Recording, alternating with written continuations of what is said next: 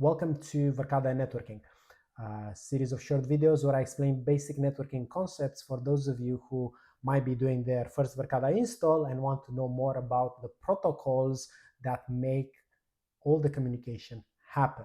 In the previous video, I explained how you should be looking to use MAC authentication bypass as a method to secure the switch port that connects to any Verkada device.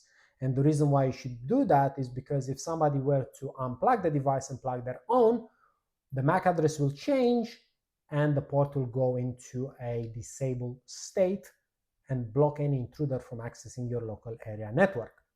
However, I did caveat that with the fact that there is software out there that will allow somebody to change their MAC address. So there is a slight possibility that people could do that, get the MAC address of the device and spoof it.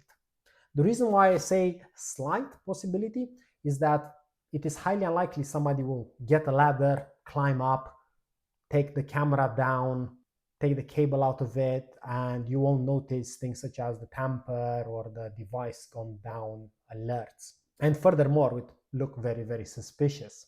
In any case, in this video, I wanted to talk about another way that you can implement on top of MAC authentication bypass to make sure that even if this unlikely event would happen, that the attacker will not have access to your critical infrastructure. And this actually applies to any devices that connect to your corporate infrastructure. So you might have guests that bring different phones and laptops. You might have different IoT devices that they all share the same network with your servers and your corporate devices. So how do we make sure that all of these are separate and they don't talk to each other? At this point, you can think that, well, you can just buy different switches and have, for example, a series of switches connected to your enterprise devices and then a series of switches connected to your Verkada infrastructure. And yes, that is a possibility. However, it is very, very expensive not only to install, but also to manage. And this is where the concept of a VLANs comes in. So VLAN stands for Virtual Local Area Network. So you should see the local area network as a single broadcast domain.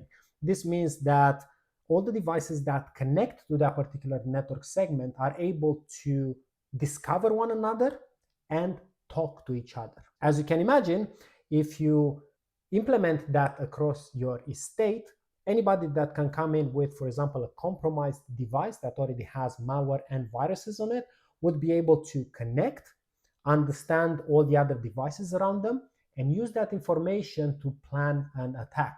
And as a side note, they usually happen when the attacker understands that certain devices have not been patched or have security vulnerabilities and will use the initial compromised device as a way to access the local area network and then initiate the attack.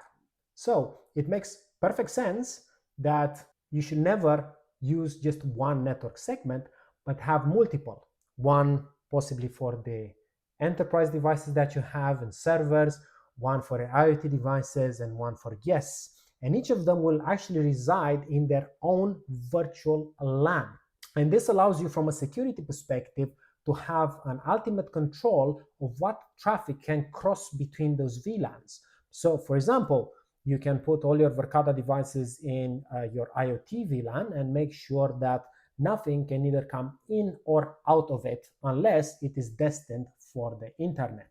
And this is where Verkada shines because remember, our devices do not need to have access to any sort of servers or local infrastructure.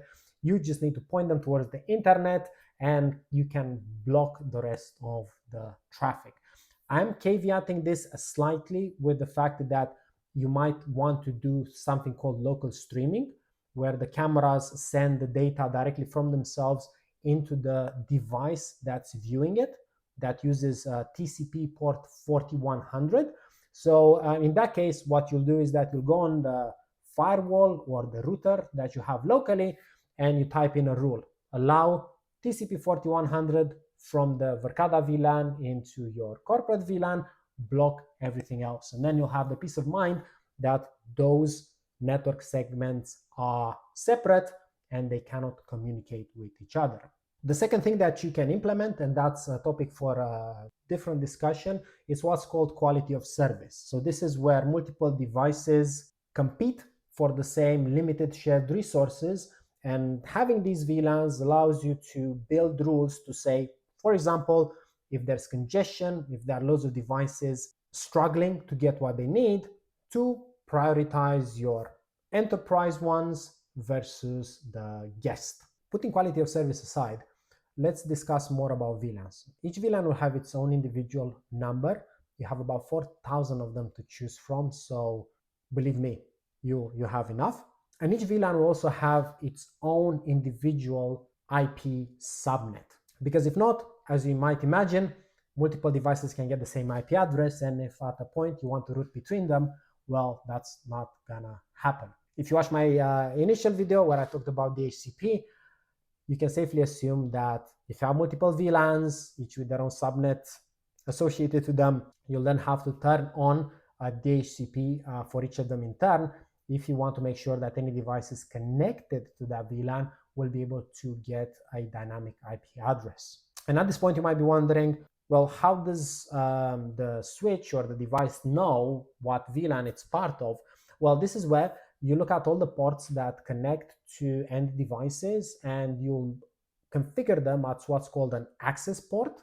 And during that configuration, you will specify what VLAN it is part of. So you can have a single switch that's connected to, for example, your Verkada devices and a couple of servers and printers.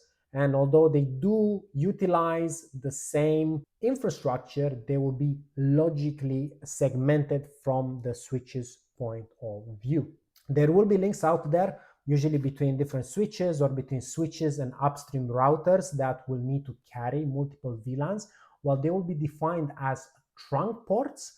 And again, you need to specify which VLANs are allowed to flow.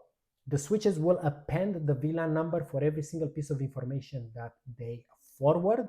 So the recipient will actually be aware of what VLAN that frame belongs to. One last thing to note is that basic switches, what's called the layer 2 switches, and bear with me if you haven't heard this before, are not able to allow VLANs to communicate between one another. You actually need a router or a firewall for that. But that's the topic of another conversation when we discuss about the OSI model, MAC versus IP addresses, and layer 2 switching versus layer 3 routing.